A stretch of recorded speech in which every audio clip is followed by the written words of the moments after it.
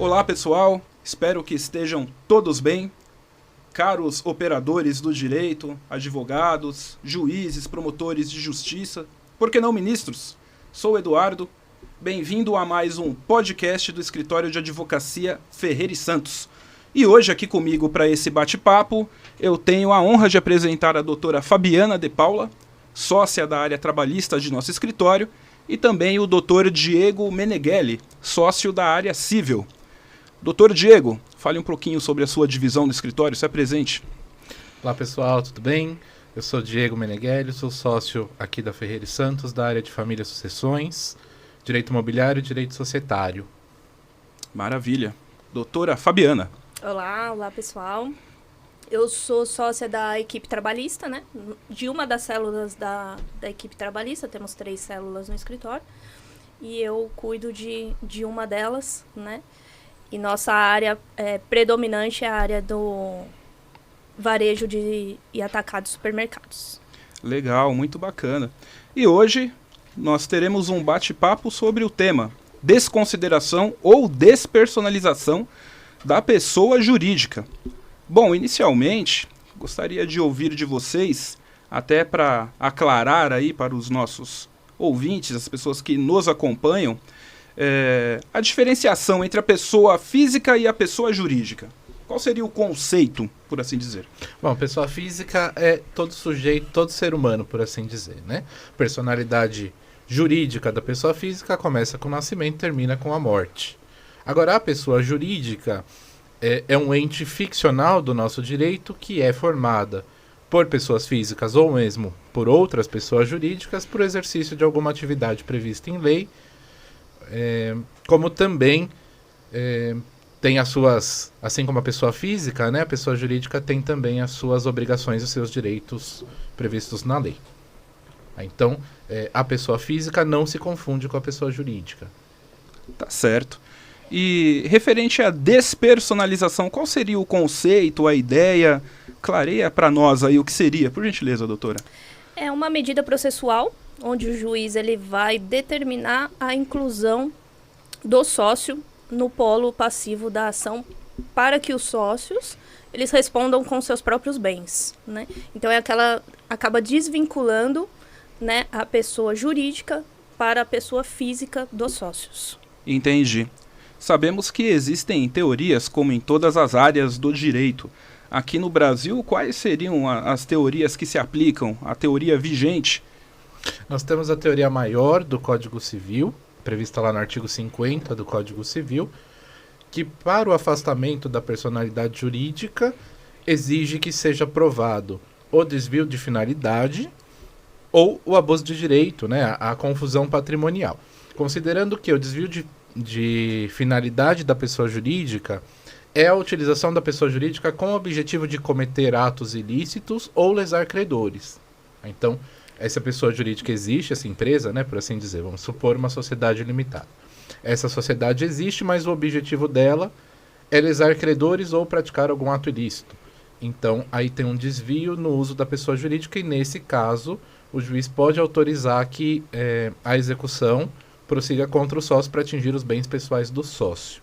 E também a confusão patrimonial, que é aquela que acontece quando não existe uma divisão clara entre o patrimônio do sócio, do acionista, ou da pessoa jurídica. Então, por exemplo, o sócio, é muito comum, né, o sócio que faz o convênio pela pessoa jurídica e a pessoa jurídica paga o convênio do sócio. Ou o sócio que paga contas da pessoa jurídica. Há uma confusão entre o patrimônio da pessoa individual e da sociedade. E nesses casos também cabe a desconsideração da personalidade jurídica pela teoria maior. Já a teoria menor, que é aquela prevista no artigo 28 do Código de Defesa do Consumidor, é a que não exige a comprovação desses requisitos. Basta lá para o Código de Defesa do Consumidor que não sejam encontrados bens da sociedade e que ela persista nesse descumprimento da obrigação para que se entenda que os sócios têm que responder por essa obrigação originária da empresa. Poderíamos falar aí que no caso do CDC se aplica o Instituto da Responsabilidade Civil Objetiva. A ideia da lei do Código de Defesa do Consumidor é facilitar o procedimento em relação àquele que é hipossuficiente em relação ao outro, né? Aquele que tem menos condições, mais desfavorecido tecnicamente ou mesmo juridicamente. Então, por isso, a lei exige menos requisitos, né? As partes, a gente pode dizer que elas não estão numa posição de equilíbrio, e por isso a lei favorece uma das partes, desobrigando da apresentação desses requisitos. Então, por isso, se a empresa que era responsável originária pelaquela obrigação não pagar, a lei presume que o sócio tem conhecimento daquele processo e que, como ele teve lucro daquela empresa, ele tem que responder por isso. Entendi.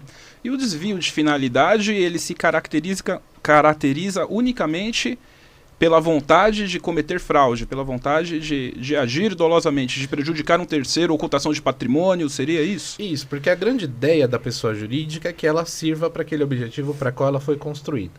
Então vamos supor uma empresa que atue no ramo de varejo, por exemplo. A função dela é aproximar os consumidores, é vender para os consumidores, enfim, obter aquilo que toda empresa quer, que é o lucro. Mas se essa pessoa jurídica ela foi constituída para a proteção do sócio contra um terceiro, aí é uma má utilização da pessoa jurídica. Ela não está cumprindo a finalidade que ela deveria ter. Ela está servindo de um anteparo para proteger o sócio de algo que não é lícito.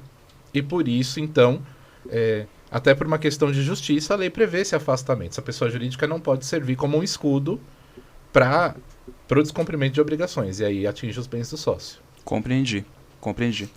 No caso, doutor Diego, você até mencionou a aplicação no Código de Defesa do Consumidor e também a aplicação perante o Código de Processo Civil. Nós sabemos que é utilizada também na esfera trabalhista. Existe uma previsão, algum dispositivo legal, alguma legislação própria que regule isso na esfera trabalhista, doutora? Sim e não, né? Há juristas que dizem que a CLT ela não tem a previsão da despersonalização, né? Que no trabalhista nós falamos despersonalização. Então, há juristas que dizem não tem essa previsão, mas também nós temos que aplica subsidiariamente ao direito civil. Então, nós temos o artigo 8 da CLT, que prevê essa subsidiariedade, né?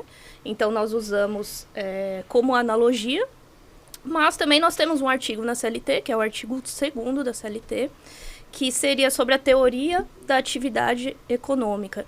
Então, essa teoria presume-se já que o empresário ele assume o risco da sua atividade econômica. Então, esse artigo serve como base para nós, né? Que a partir do momento que o empresário ele assume o risco da atividade econômica, ele também ele vai assumir até o fim, né? Então, com os seus bens também. Então, há essa presunção. Não há um artigo específico na CLT sobre isso. Então, usamos o Código Civil e esse artigo 2º da teoria da atividade, do risco da atividade econômica. E usamos também a teoria objetiva. Então, no trabalhista é mais usado a teoria objetiva, que é do Código de Defesa do Consumidor, que não precisa ter essa comprovação da fraude, essa comprovação do desvio, do abuso, né? E ao menos que nós temos algumas exceções, né? Que vamos falar também sobre as exceções, mas em geral usamos a teoria objetiva. A gente observa até no nosso dia a dia aqui que tanto o CDC quanto a CLT, eles são, como eu posso dizer, bastante paternalistas. Entre aspas, né? Protetivos, exatamente. Tanto em relação ao trabalhador quanto em relação ao próprio consumidor. Em detrimento disso, muitas vezes, aqui no nosso dia a dia, na advocacia empresarial que nós praticamos, nós temos a sensação de que são cometidas, por vezes, algumas injustiças também. Sim. Contra as pessoas jurídicas, né? Sim. Algumas arbitrariedades por conta de alguns magistrados. Mas são os desafios do dia a dia, né? Agora, doutor, eu fiquei com uma dúvida. No caso de uma pessoa jurídica sem fins lucrativos, como que se funciona? Porque poderia-se falar aí, doutor Diego, em caso de confusão patrimonial, desvio de personalidade também ou não? Uma vez que o intento daquele CNPJ não é auferir lucros, resultados. Sim, essa é uma das exceções que eu comentei até, né? Que a pessoa jurídica sem fins lucrativos, a teoria a ser adotada já é a teoria do Código Civil, que é a teoria maior, né? Então, não trata-se de uma teoria objetiva. Então, para comprovar, precisa comprovar realmente que houve essa confusão patrimonial, que houve essa fraude, senão não vai alcançar a pessoa do sócio sem fins lucrativos, na empresa sem fins lucrativos. Se a gente parar para pensar, mesmo ela não tendo fins lucrativos, ainda assim pode ser utilizado o CNPJ, a pessoa jurídica, para desvio de finalidade, né? Sim, é a mesma ideia, né? É o mesmo conceito. Embora no fim ela não almeje lucro, mas ainda assim é uma proteção em relação à figura do sócio, do acionista, do associado. Tá. E por isso, nessa condição, ele pode sim cometer desvio de finalidade ou abuso de direito na constituição da pessoa jurídica. Entendi. E quando a pessoa jurídica trata-se de um microempresário individual, ou seja, só tem aquela pessoa, só tem aquela figura. Nesses casos, como que funciona? Principalmente a questão aí da confusão patrimonial. Sim, nesses casos, quanto a microempresa, tanto a microempresa quanto o microempreendedor individual, eles são organizações societárias para que a pessoa sozinha exerça alguma atividade econômica. Mas há já a presunção de que o patrimônio do microempresário se confunde com o da microempresa. Então, nesses casos, nem há necessidade da promoção do incidente de desconsideração, porque já há a presunção. Então, basta só comunicar que se trata de uma microempresa e esse microempresário ou microempreendedor individual já vai ser incluído no polo passivo da execução. Entendi. Aproveitando, falando sobre isso. Só para eu pontuar, abrir um parênteses aqui. Quando a gente fala aqui em microempresa, nós estamos falando da microempresa sob aspecto societário, né? Aquela empresa de uma pessoa só cujo faturamento é aquele previsto na lei. Nós não estamos falando aqui do enquadramento tributário das empresas, que aí, conforme a lei complementar 123, aí nós temos lá microempresa, empresa de pequeno porte, não. Nós estamos falando aqui da microempresa no sentido daquela de um único sócio que exerce aquelas atividades previstas em lei. Entendi.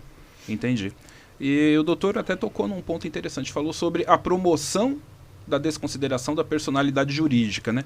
E agora a gente vai acabar entrando numa esfera um pouquinho mais processual. É sabido que existem diferenças aí entre o âmbito trabalhista e o civil, né?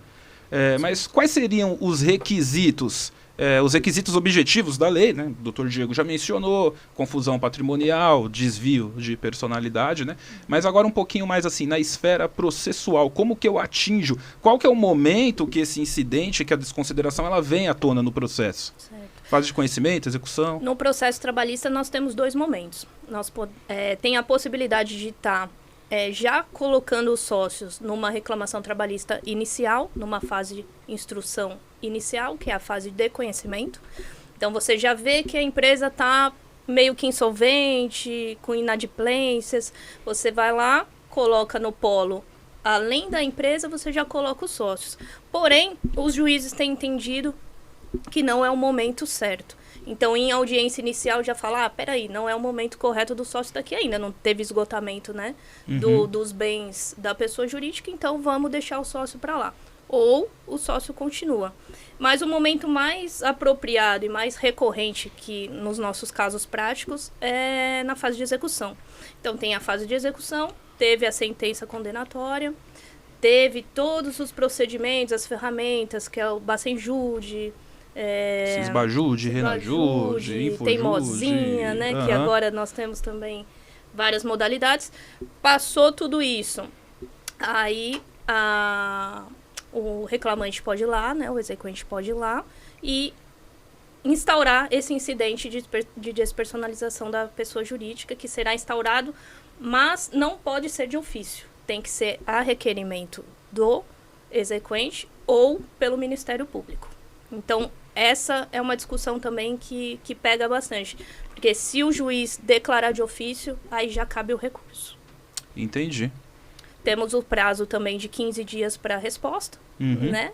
Desse incidente abre o prazo a partir da intimação para 15 dias de resposta. E a partir da intimação, esse prazo A começa a fluir No da direito intimação. trabalhista, sim. Tá. A partir da O intimação. sócio recebeu, assinou, no Nossa. outro dia, Já no primeiro passa dia a do contar prazo. 15 dias para resposta. Legal. E o interessante é que dessa decisão cabe o recurso, que aí seria o agravo de petição.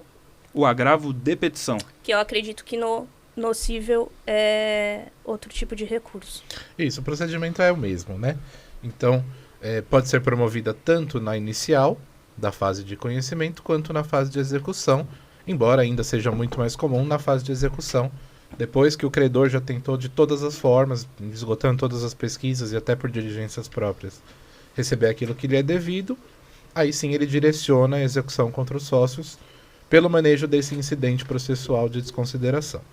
Pode também fazer na inicial, desde que ali já se tem indícios do encerramento da atividade, que a empresa fechou e deixou outros credores no prejuízo, pode ser feito, embora de novo não é a prática. A partir daí, nessa inicial nós vamos ter que comprovar o preenchimento dos requisitos da teoria maior ou da teoria menor, se enquadrar nas hipóteses de aplicação do Código de Defesa do Consumidor.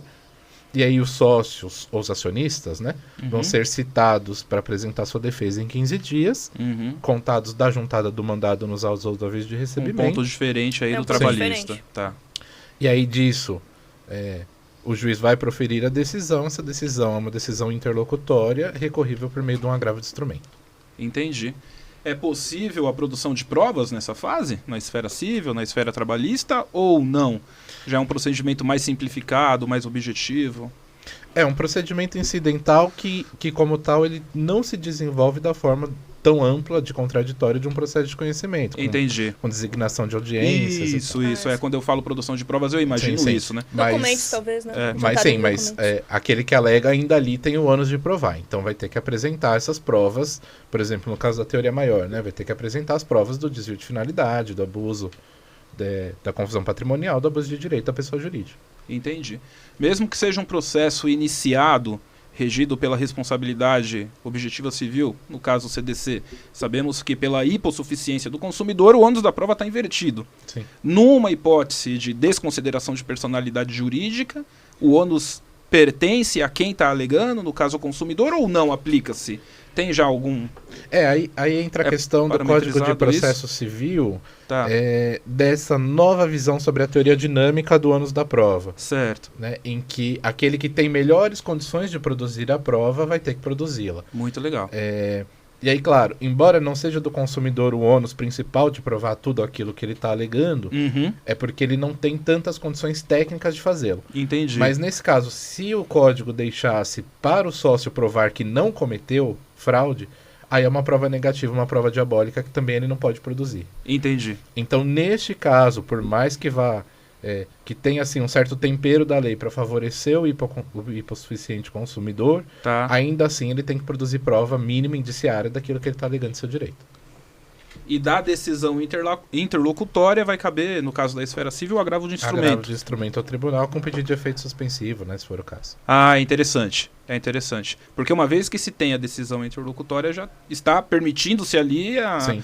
a execução forçada do patrimônio do sócio. Sim, isso é uma coisa importante de pontuar, porque manejado o incidente de desconsideração de personalidade jurídica, o processo principal é suspenso até o final desta decisão, desse incidente, né? Exceto, claro, né, se tem outros executados, e aí em relação a esses executados o processo segue.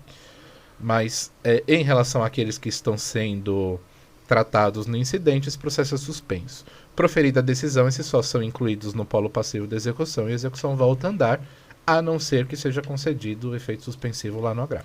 Mas espera-se o trânsito em julgado Sim, da decisão do despacho interlocutório. sim. Entendi. Muito legal, muito bacana. Doutora Fabiana, uma dúvida que eu tenho, acredito que nossos ouvintes também, a tão falada reforma trabalhista que aconteceu aí, salvo o melhor juízo, no ano de 2017, Isso. ela impactou esse incidente, esse Instituto da Despersonalização? Se Sim. sim, como? Impactou tanto que foi incluído um artigo, né, que é o 855 Tá. da CLT. Então foi incluído esse artigo para, na verdade, colocar os requisitos necessários Certo. para essa abertura do incidente, né? Então foi incluído esse artigo com todos os requisitos, prazo para defesa, o que é preciso comprovar, o recurso que cabe. Então, regulamentou o incidente da despersonalização no artigo 855 da CLT. Ficou mais claro, mais fácil de trabalhar com esse Ficou. manejo, com essa hipótese? Ficou, com A certeza. reforma trouxe melhorias nesse sentido. Trouxe É que a gente melhorias. vê que a questão ainda está evoluindo, né? Porque essa desconsideração da personalidade jurídica é algo que veio para o direito brasileiro lá do direito americano. E até o Código de Processo Civil de 2015, que entrou em vigor em 2016, não havia uma forma de padronização de procedimento em relação a isso. Então cada juiz aplicava as teorias e às vezes até sem ouvir o sócio já o incluía no polo passivo e aí a questão ficava para o tribunal num agravo. E aí o código muda em 2015, o Código de Processo Civil, e aí começa a aplicação. Mas se vê que, por exemplo, essa aplicação foi tão traumática, tão problemática no começo, que o legislador mudou o Código Civil em 19 para incluir o que era desvio de funcionalidade, desvio de finalidade e confusão patrimonial. Conceituou. Porque era uma questão que estava muito aberta. E aí se vê também que a Justiça do Trabalho, o direito trabalhista em si, precisou incluir um artigo para prever qual era o procedimento, porque ainda também se enfrentava alguma dificuldade na adaptação do conceito. Né? Para regulamentar mesmo, né? Compreendi. Agora, no trabalhista, salvo melhor análise, ouvi notícias recentemente, estão suspensos os processos que estão em análise. Tem um recurso no TST, se eu não me engano, que está analisando a legalidade, a processualidade. Como que está isso? Sim, foi aberto um incidente, na verdade, dos efeitos repetitivos, né? Dos feitos repetitivos. Então, esses feitos repetitivos são todas as ações que estão em andamento. Na verdade, seria em relação ao sócio retirante. Sócio retirante. O que seria o sócio retirante? Nós temos essa decisão que suspendeu todos esses processos e só vai, na verdade, resolver essas questões, esses processos, quando for decidido. O sócio retirante, acontece o seguinte, muitos casos, coloca o sócio no polo, só que o sócio já saiu Não integra mais ali a pessoa jurídica. Não integra mais a pessoa jurídica. Mas a lei, ela exige um tempo para isso. Então, são 2 anos. Essa discussão da suspensão desse processo é 2 anos a partir da onde? Então, a partir da verbação ali que você saiu da sociedade e do momento que entrou com a reclamação trabalhista, ou do momento que foi direcionada a execução para esse sócio retirante. Então, essa é a maior discussão. Nós temos casos práticos que realmente o sócio... passou 2 anos, o sócio retirou, então ele não responde mais com os bens dele nesse processo. Mas, além dessa discussão dos 2 anos, esses 2 anos era pacífico. Agora, além dessa discussão, a ser 2 anos a partir da verbação, a partir do momento ali da reclamação trabalhista, ou do momento que ele foi colocado no polo passivo, chamado no polo passivo para responder esse processo. Tá, esse prazo de 2 anos, só para eu entender melhor, ele flui a partir do momento, inicialmente, que eu me retirei da sociedade. Essa é a discussão. Isso. Eu faço parte de uma sociedade hoje. Eu me retirei, averbei. Isso. Daqui 2 anos para frente, eu ainda responderei. Responde. Tá. Durante esses 2 anos, sim. Perante um trabalhador pela mão de obra que Exato. eu Na verdade, obtive por proveito. qualquer obrigação, né? Por qualquer obrigação. Conforme o artigo 1003, parágrafo único do Código Civil, depois de averbada a saída do sócio, ele ainda responde pelas obrigações da sociedade por um período de 2 anos. Um período que a lei considera aí que ainda estão acontecendo os efeitos de atos da sociedade do período em que ele figurava no contrato social.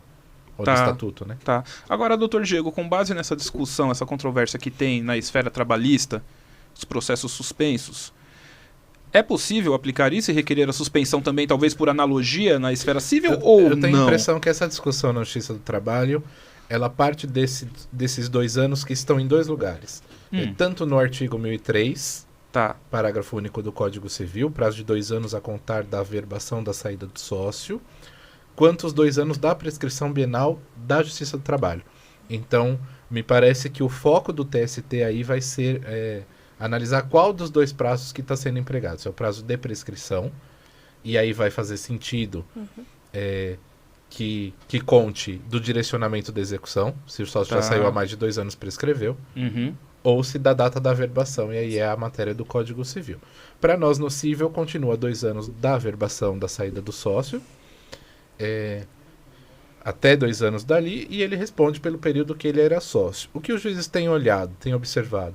Essa dívida surgiu no período em que ele era sócio ou até 2 anos dali. Se surgiu nesse período em que ele era sócio, ele tem Discutível. responsabilidade por essa dívida. Tá, Ou se 2 anos depois da saída também.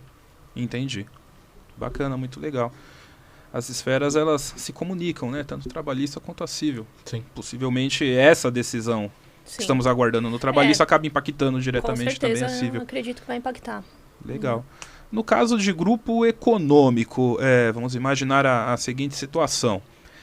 Eu sou sócio de uma empresa, de uma reclamada, teve um incidente de desconsideração de personalidade jurídica e eles me atingem, só que eu sou sócio também de diversas outras empresas, né? O tão falado grupo econômico que a gente ouve aí no dia a dia, nas decisões, na jurisprudência, seria isso ou não? Na verdade, sobre o grupo econômico, a mera identidade, né, na verdade, dos sócios, ele não gera o grupo econômico. Tá. A CLT, ela traz no artigo 2º e 3º o conceito do grupo econômico e os requisitos para configurar esse grupo econômico. Tá. Então, a mera existência do grupo econômico não é o bastante para atingir os sócios no incidente. Então, tem que ter ali atuação conjunta, tem que ter o interesse, os interesses também tem que estar integrados. Desenvolvimento da mesma atividade empresarial ou não? Não tem Também, necessidade? também. Confusão patrimonial, Confusão, né? confusão Uma patrimonial. empresa paga as dívidas da outra e vice-versa. Então tem que ter essa comunhão de interesses. Uhum. Né? Senão, não configura o grupo econômico e logo não pode atingir esse sócio desse grupo econômico. Então é um pouco mais específico para atingir um sócio do grupo econômico. Isso vem de um conceito mais amplo que a gente ainda não abordou, que é o sentido da desconsideração inversa da personalidade jurídica, né? Até aqui nós falamos do afastamento da personalidade da pessoa jurídica para atingir bens do sócio. Certo. Mas pode acontecer o contrário, que é o afastamento da figura do sócio para atingir os bens da pessoa jurídica de aquele sócio. Então, por exemplo, suponhamos que uma pessoa tenha várias dívidas no nome dela e todos os bens ela concentra numa holding. Eu executo essa pessoa contra quem eu tenho uma obrigação a cumprir e não vou encontrar nada.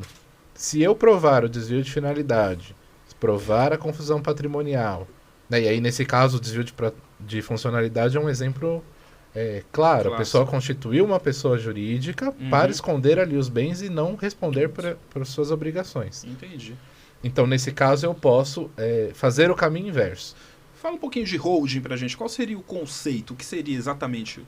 Holding é uma empresa que é constituída para a administração de bens próprios. Então, para que a pessoa jurídica, para que a pessoa física ali coloque os seus bens para administrá-los ali na pessoa jurídica. Tem as suas vantagens tributárias em relação a isso, porque, por exemplo, a pessoa física responde por um imposto de renda em caso de locação de até 27,5%, e a pessoa jurídica, conforme o regime que ela tiver enquadrado, pode reduzir para 13%.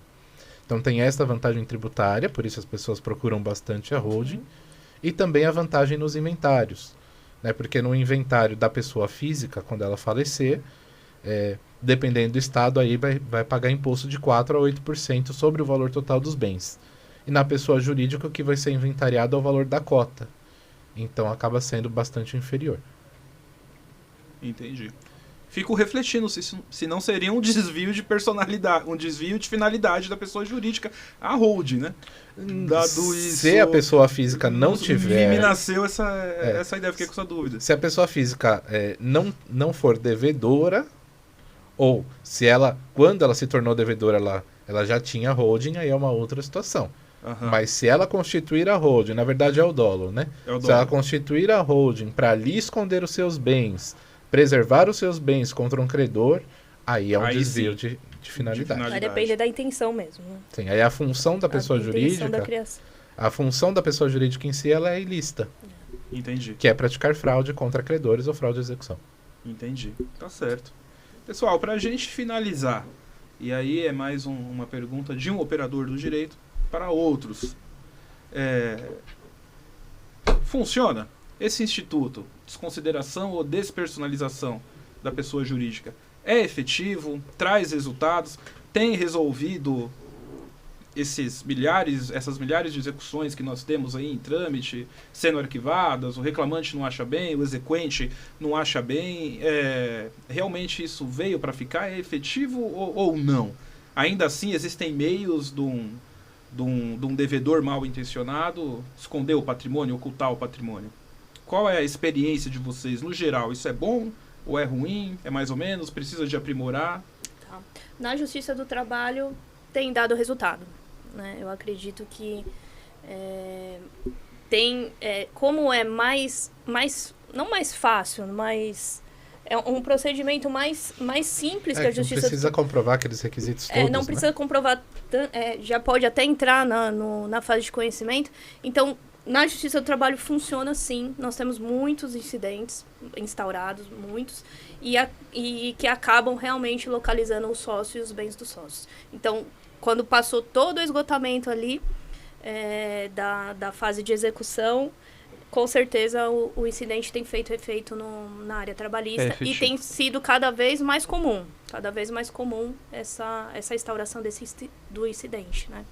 E o resultado geralmente consegue realmente alcançar os bens dos sócios. Atinge ao que se propõe. Atinge sim, com certeza. Tá certo. Na civil?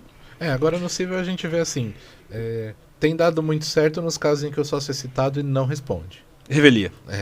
Agora, para os outros casos, o tribunal parece que engessou um pouco o entendimento de que, por exemplo, só o encerramento da atividade, ou só o fato de não ter encontrado bens, ou só o fato do sócio ter saído e ter colocado outra pessoa sem bens no lugar, não caracteriza os requisitos. E aí deixa o exequente numa posição muito complicada, que é uma posição de provar uma confusão patrimonial para a qual ele precisaria, por exemplo, de uma quebra de sigilo bancário, tanto do sócio quanto da empresa, que é uma coisa que dentro do processo é muito difícil o juiz definir. Exatamente. Então, a não ser que você tenha em outros processos alguma prova desse desvio de finalidade, ou que você tenha condições de investigar muito a fundo a vida daquele devedor, então ir atrás de escrituras e de cartório em cartório, ou buscar na central, fica assim um caminho muito difícil.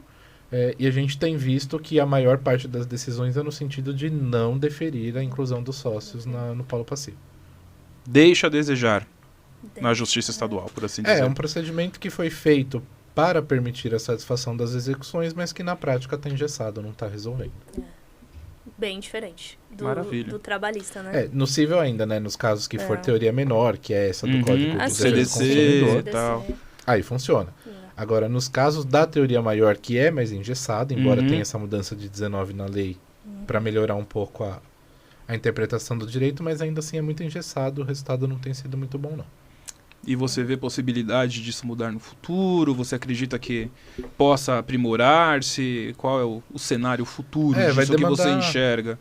Vai demorar mais? Entendimento jurisprudencial? Sim, vai demandar uma mudança do entendimento da jurisprudência e a partir do Tribunal Superior, do Superior Tribunal de Justiça, para os tribunais dos estados, né, Tribunal de Justiça, e também talvez alguma mudança legislativa no sentido de melhorar a produção da prova, ainda que documental, no bojo do incidente.